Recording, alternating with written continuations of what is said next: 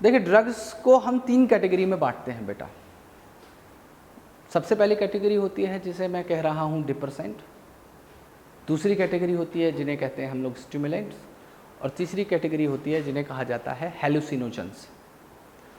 ये तीनों ही कैटेगरी में अलग अलग काम होता है, अलग अलग ड्रग मॉलिक्यूल हैं जो इन कामों को करेंगे।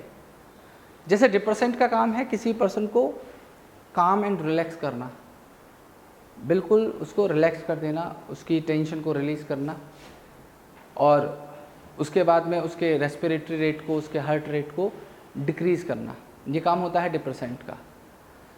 इसी तरीके से स्टिमुलेंट क्या करते हैं बेटा, स्टिमुलेट करते हैं। एक न्यूरोट्रांसमीटर होता है हमारी बॉडी में जिसे डोपामीन कहा जाता है, उस डोपामीन की एक्टिविटी को इन्फ्लुएंस करते हैं, जिसकी वजह से उस पर्सन को कुछ ज़्यादा खुशी मिलती है। और इसी तरीके से एक और कैटेगरी है हेलुसिनोजेंस, जिसमें उसको कलरफुल हेलुसिनेशन होते हैं, उसके थॉट एंड परसेप्शंस थोड़े से बदल जाते हैं, चेंज हो जाते हैं। तो ये तीनों कैटेगरी में ड्रग्स होते हैं। अब ये ड्रग्स करते क्या हैं बॉडी में जाके, हमें बात ये करनी है। तो ध्यान दीजिएगा बेटा, ड्रग्स के हर एक ड्रग मॉलिक्यूल के रिसेप्टर्स होते हैं।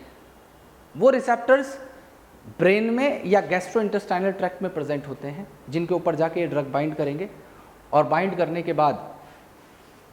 करने के बाद में उन रिसेप्टर्स के ऊपर उनको वो इफेक्ट मिलता है जिसके लिए वो उस ड्रग को कर रहे हैं, और उस इफेक्ट को हम यूफोरिया कहते हैं। यूफोरिया एक स्टेट है of intense happiness and excitement, जिसमें उस पर्सन को काफ़ी खुशी होगी और वो काफ़ी एक्साइटेड होगा। उस इफेक्ट को यूफोरिया कहते हैं, या उस फीलिंग को हम यूफोरिया कहेंगे। तो कोई भी ड्रग एडिक्ट या कोई भी ड्रग के ऊपर डिपेंडेंट पर्सन बेटा उस यूफोरिया वाले इफेक्ट से साइकोलॉजिकली अटैच्ड हो जाता है, और वो वेलबींग फील करता है जब भी उसको ड्रग लेगा। तो टेम्परेरीली, थोड़े टाइम के लिए, जब तक ड्रग का इन्फ्लुएंस उसकी बॉडी पे है तब तक वो अच्छा फील करेगा। उसके बाद उसका ख़त्म हो गया, वो फिर से लेगा ताकि उसको उस इफेक्ट में फिर से आ सके।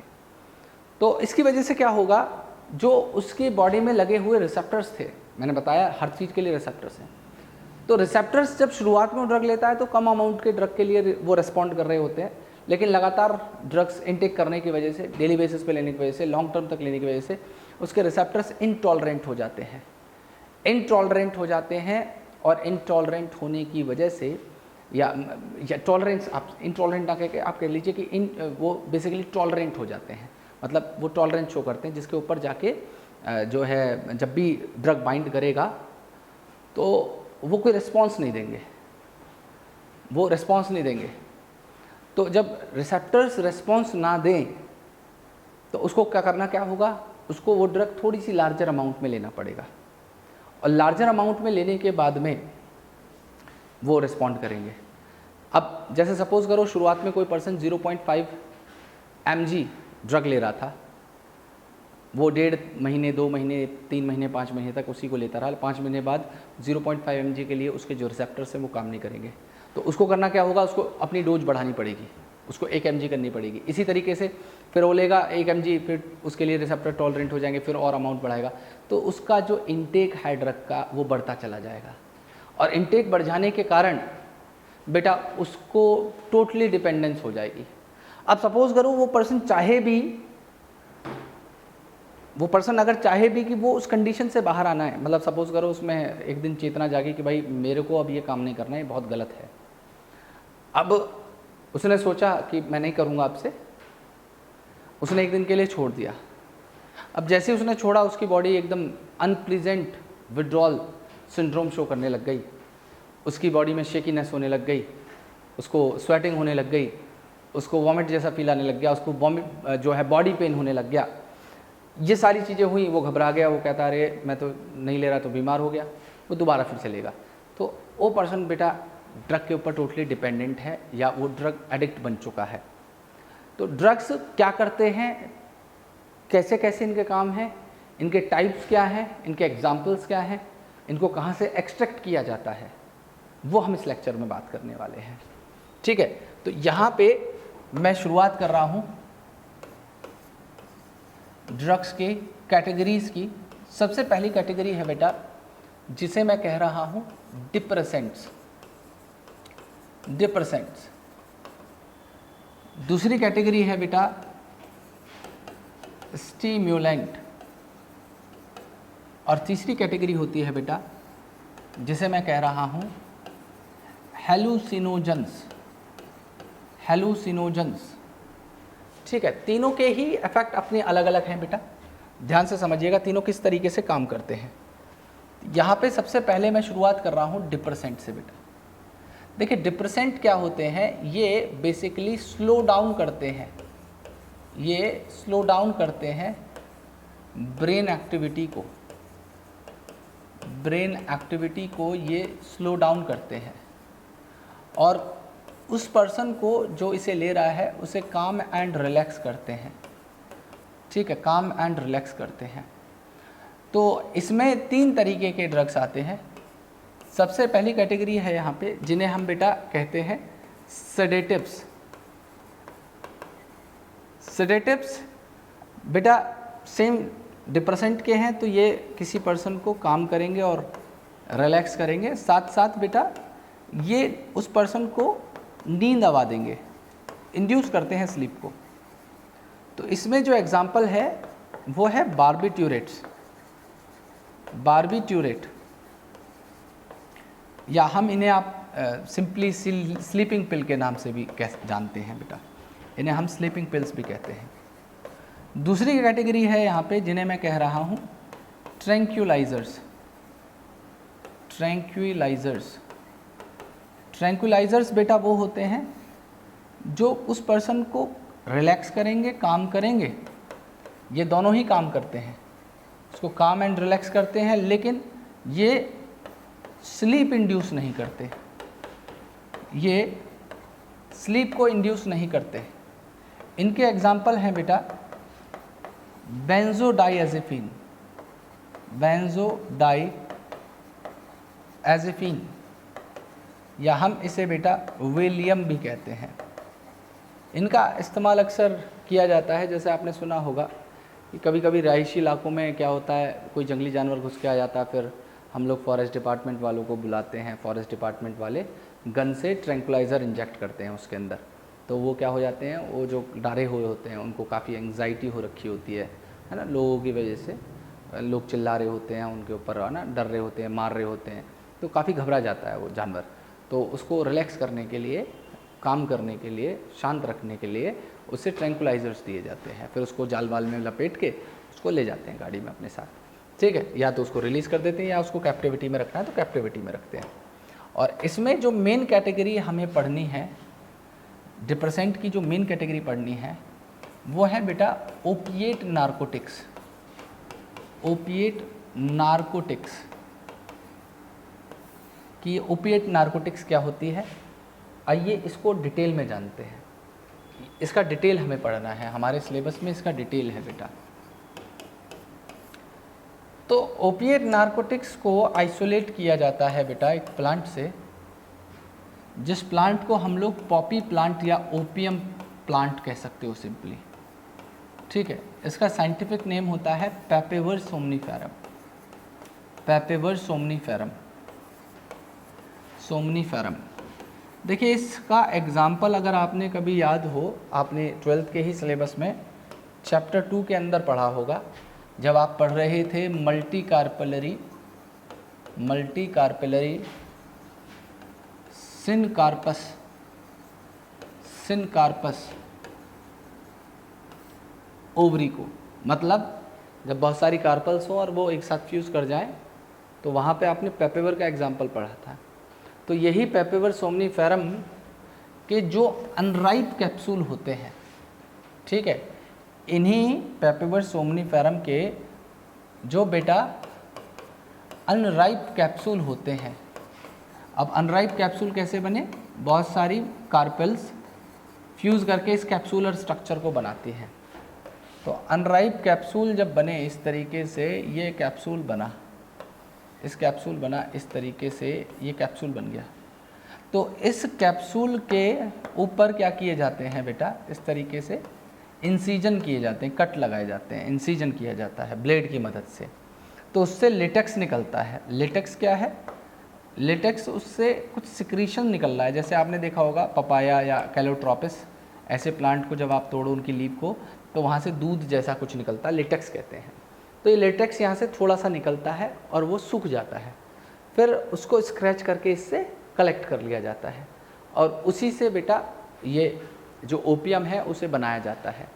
ओपियम को हिंदी में अफ़ीम कहा जाता है और इस पे जो जिस पौधे पे लगता है वो अफ़ीम का पौधा होता है। अब उससे क्या क्या बनाया जा सकता है उनकी बात करते हैं। तो मैंने आपको बताया कि जो अनराइप कैप्सूल हैं उनके लेटेक्स से इसे बनाया जाता है, ठीक है। इस ओपियम को वहाँ से आइसोलेट किया जाता है, लेकिन ऐसा नहीं है कि ओपियम इकलौता है, ओपियम की भी कैटेगरी है। इसको हम लोग ओपियम डेरिवेटिव्स कहते हैं। जिसको अब मैं पढ़ाने वाला हूँ उसे हम लोग कह रहे हैं, ये ओपिएट नारकोटिक का टॉपिक है, ओपियम डेरिवेटिव्स। अब ओपियम डेरिवेटिव्स कौन होते हैं बेटा? ओपियम डेरिवेटिव्स को हम 3 कैटेगरी में बांट देते हैं। सबसे पहली कैटेगरी है जिसे मैं कह रहा हूँ मॉर्फिन। सबसे पहली कैटेगरी है मॉर्फिन। दूसरी कैटेगरी है हेरोइन। हेरोइन दूसरी कैटेगरी, इसी के अंदर हेरोइन को ही हम लोग स्मैक भी कह देते हैं। इसी को बेटा हम लोग ब्राउन शुगर भी कह देते हैं, ब्राउन शुगर भी कह देते हैं। और इसी को हम बेटा डाई एसिटाइल मॉर्फिन भी कहते हैं, डाई एसिटाइल मॉर्फिन भी कहते हैं। और तीसरी फॉर्म होती है ओपियम से जो बनाई जा सकती है, वह है कोडेन। अब मेरी बात ध्यान से सुनिएगा, ये जो मॉर्फिन है, ये जो मॉर्फिन है बेटा, ये मॉर्फिन एक काफ़ी स्ट्रॉन्ग एनाल्जेसिक होती है। एनाल्जेसिक मतलब उसके लिए टर्म यूज़ किया जाता है जो पेन किलर के लिए यूज़ किया जाए बेटा। एनाल्जेसिक पेन किलर्स के लिए टर्म यूज़ किया जाता है, तो काफ़ी स्ट्रॉन्ग पेन किलर होती है ये, ठीक है जी। और इस मॉर्फिन को ज़्यादातर मेडिकल यूज़ में लिया जाता है। इसको यूज़ किया जाता है सर्जरीज़ के टाइम पे।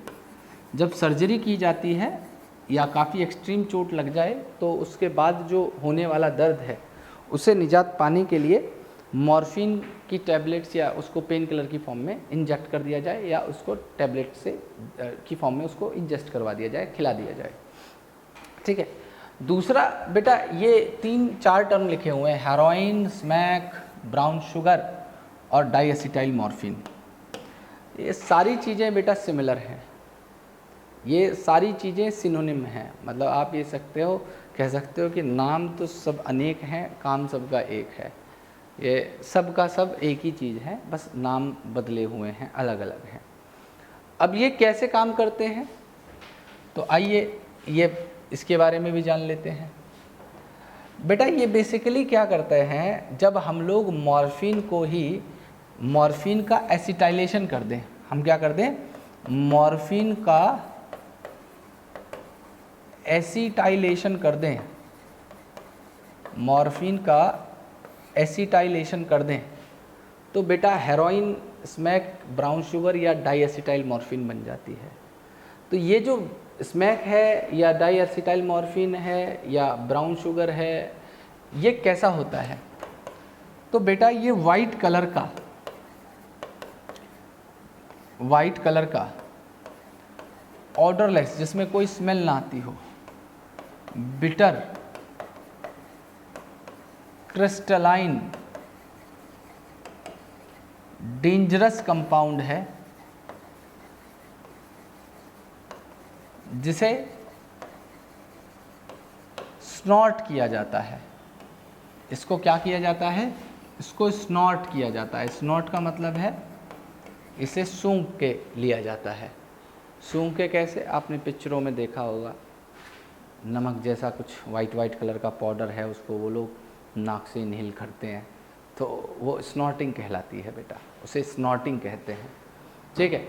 और तीसरा जो इसमें कंपाउंड है वो है कोडेन। कोडेन बेसिकली एक माइल्ड एनाल्जेसिक है। कोडेन एक माइल्ड एनाल्जेसिक है, ठीक है जी। इसको बेटा कफ सिरप में यूज़ किया जाता है। इसे कप सिरप में यूज़ किया जाता है। अब ये तीनों के ही काम क्या है, तो ध्यान से सुनिएगा, इन तीनों में ही ये ओपियम से बने हुए हैं, है ना, ये तीनों ही ओपियम से बने हुए हैं। तो इन सब के अंदर क्या प्रेजेंट होगा, ओपियोइड प्रेजेंट होगा। ओपियोइड वो कंपाउंड है, ओपियोइड वो कंपाउंड है जो जाके रिसेप्टर्स पे बाइंड करता हो, जो ओपियोइड रिसेप्टर्स पे जाके बाइंड करता हो और उसकी वजह से वो स्लो कर देता हो हार्ट रेट को, रेस्पिरेशन रेट को, ठीक है। उसके साथ साथ बेटा उसको रिलैक्स करता हो, उसकी विजुअल एक्टिविटी को रिड्यूस कर देता हो, ऐसा ये करते हैं। मतलब तीनों का ही लगभग सिमिलर काम है, बस इसमें ये दोनों काफ़ी स्ट्रॉन्ग फॉर्म है, ये थोड़ी सी माइल्ड फॉर्म है, ठीक है। कोडेन माइल्ड फॉर्म है और ये सब काफ़ी ज़्यादा स्ट्रॉन्ग है। इसमें ये काफ़ी डेंजरस और एडिक्टिव है, जिसको कॉमनली यूज़ किया जाता है। इस मॉर्फिन को हम क्या कर सकते हैं, मेडिकल यूज़ में ले सकते हैं।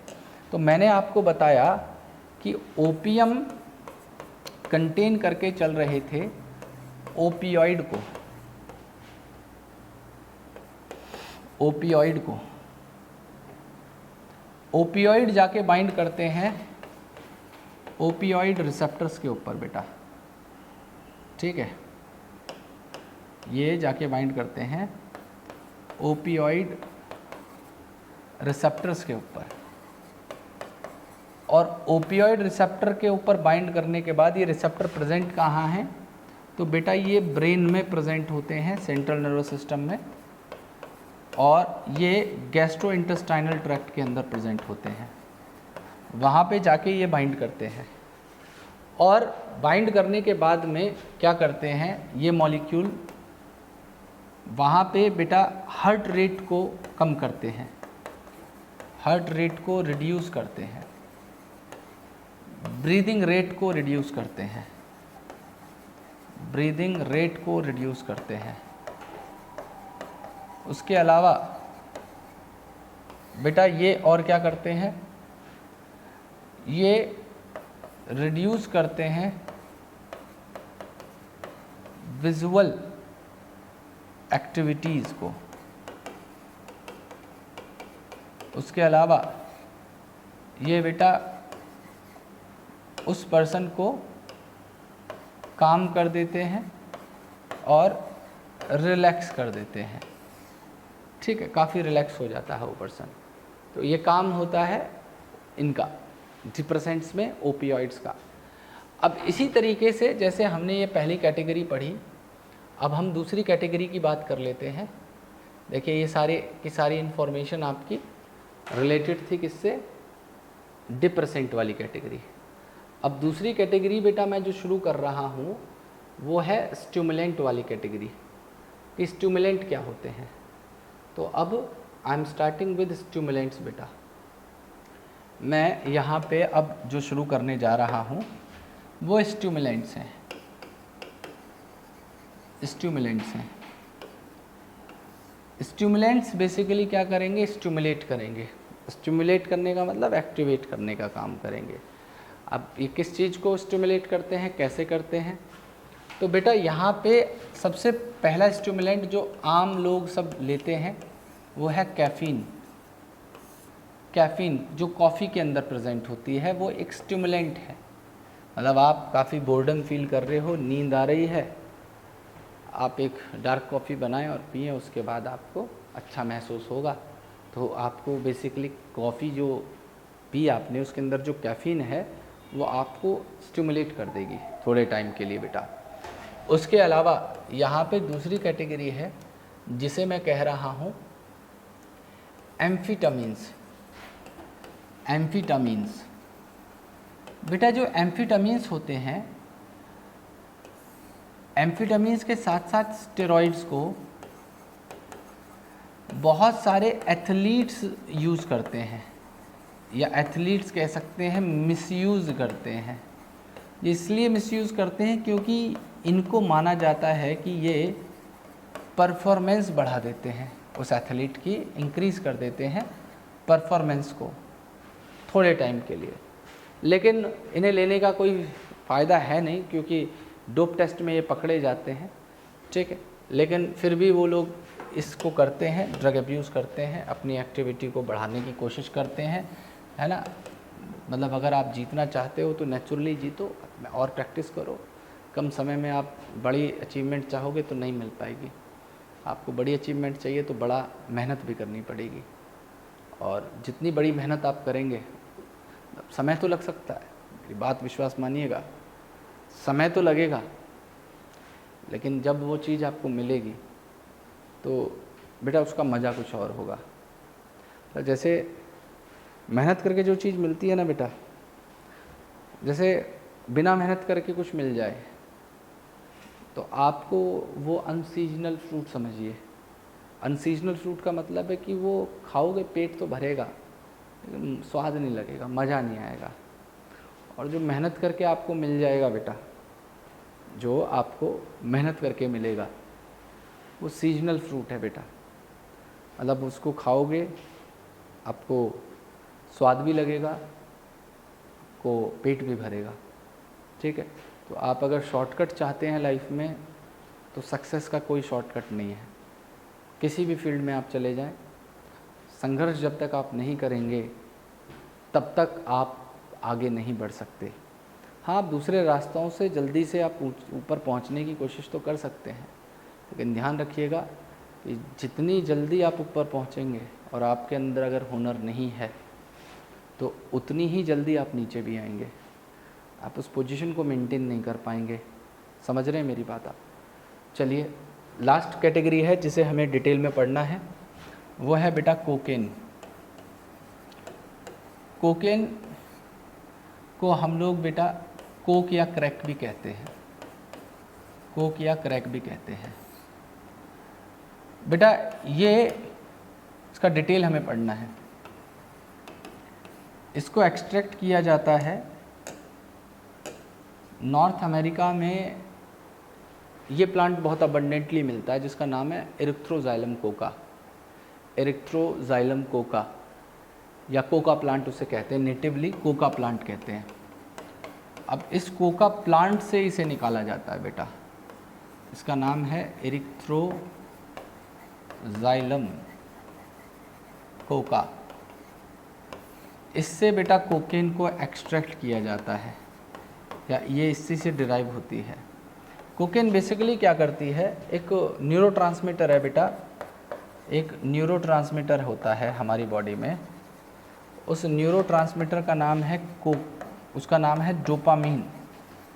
तो डोपामीन की एक्टिविटी को ये इन्फ्लुएंस करता है कोकेन, डोपामीन की एक्टिविटी को ये इन्फ्लुएंस करता है। तो जो पर्सन इसको लेगा उसको काफ़ी खुशी का एहसास होता है, काफ़ी खुश, थोड़े टाइम के लिए लगेगा कि भाई ज़िंदगी में मुझे इससे ज़्यादा खुशी कहीं नहीं मिली, ऐसा कुछ एहसास उसको कोकेन लेने के बाद शायद होता होगा, है ना।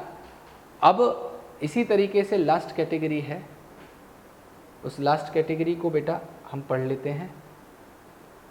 उसका नाम है, उस कैटेगरी का नाम है बेटा हेलुसिनोजेंस। लास्ट कैटेगरी है, उसे कहते हैं बेटा हम लोग हेलुसिनोजेंस। हेलुसिनोजेंस, हेलुसिनोजेंस बेटा क्या कर सकते हैं, ये कलरफुल हेलुसिनेशंस कॉज करवाते हैं, कलरफुल हेलुसिनेशन कॉज कर पाते हैं। ये चेंज कर देते हैं उस पर्सन के थॉट्स को और उसके बेटा परसेप्शन को, उसके थॉट एंड परसेप्शन को बेटा ये बदल देते हैं हेलुसिनोजेंस, ठीक है। इसके अलावा एक किताब में मेरे को कहीं लिखा हुआ पढ़ने के लिए मिला था कि हेलुसिनोजेंस वो होते हैं जिसको इनटेक करने के बाद उसका इफेक्ट ऐसा होता है कि वो पर्सन साउंड को तो देख सकता है और कलर्स को वो सुन सकता है। सीरियसली मैंने पढ़ा था कि द पर्सन हु इज़ हेलुसिनेटेड, है ना, can see sound and here colours. मतलब बिल्कुल अटपटी सी स्थिति में आ जाता है वो इंसान। उसको बटरफ्लाई उड़ रही होती हैं, रंग बिरंगी कुछ चीज़ें दिखाई देती हैं, इस तरीके की चीज़ें होती हैं हेलुसिनेशंस होने पे बेटा, है ना, वही हेलुसिनोजेंस करवाते हैं। अब हेलुसिनोजेंस में कौन कौन से एग्जाम्पल्स हैं जो हमें पढ़ने हैं, तो इसके अंदर एग्जाम्पल तो कई हैं लेकिन डिटेल में एक को ही पढ़ना है। एक है मस्कलाइन, एक होता है साइलोसाइबिन, एक होता है lysergic acid di ethyl amide, lysergic acid di ethyl amide, LSD कहते हैं इसे। इस LSD को एक फंगस होती है क्लेविसेप्स पर्प्यूरिया, उससे निकाला जाता है, एक्सट्रैक्ट किया जाता है। और जिसे हमें डिटेल में पढ़ना है बेटा वो है कैनाबिनॉइड्स। कैनाबिनॉइड्स, अब कैनाबिनॉइड्स के भी बॉडी में कैनाबिनॉइड रिसेप्टर्स होते हैं जिस पे जाके ये एक्ट करेंगे। कैनाबिनॉइड रिसेप्टर होते हैं जिनके ऊपर जाके बेटा ये एक्ट करते हैं। अब कैनाबिनॉइड्स को एक्सट्रैक्ट किया जाता है जिस प्लांट से, उसे कैनाबिस सटिवा कहते हैं। कैनाबिस सटिवा कहते हैं, या आप उसे बेटा हेम्प प्लांट कह सकते हैं, आप उसे हेम्प प्लांट कह सकते हैं, ठीक है। और इसी कैनाबिस सटिवा के कई पार्ट्स से, मतलब इसके फ्लावर टॉप से, इसके फ्लावर टॉप से, इसकी लीव्स से, इसके रेजिन से कई चीज़ें बनाई जा सकती हैं या प्रचलित भी हैं। जैसे कुछ नाम मैं आपके सामने लिखूंगा जो सारे कैनाबिनॉइड्स की कैटेगरी में आते हैं। जैसे बेटा गांजा, गांजा को विदेशों में मैरुआना भी कहा जाता है। लिखाई से मैरीजुआना जाता है लेकिन पढ़ाई से मैरुआना जाता है। इसी तरीके से इंडिया के अंदर एक और कंपाउंड है जो इनकी रेजिन्स से बनाई जाती है, उसे चरस कहते हैं। चरस को विदेशों में हैश या हशिश के नाम से जाना जाता है। हैश या इसे हशिश के नाम से जानते हैं। और इसमें एक सबसे देसी कंपाउंड है जो आप सभी लोगों ने सुना होगा, जो भोलेनाथ का प्रसाद भी है, भांग, ठीक है। ये सारी चीज़ें बेटा कैनाबिस सटिवा से, हेम्प प्लांट से निकाली जाती हैं। उसके अलावा दो प्लांट और हैं जिनके पास हेलुसिनोजन की एक्टिविटी होती है। एक तो प्लांट है धतूरा का, धतूरा का प्लांट है, और दूसरा है एक प्लांट जिसे बेटा हम लोग एट्रोपा बेलाडोना कहते हैं। एट्रोपा बेलाडोना, इन दोनों की पास ही हेलुसिनोजेनिक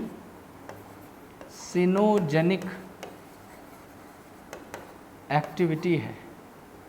इन दोनों के पास ही हेलुसिनोजन वाली एक्टिविटी होती है। तो ये सब के सब बेटा कैटेगरी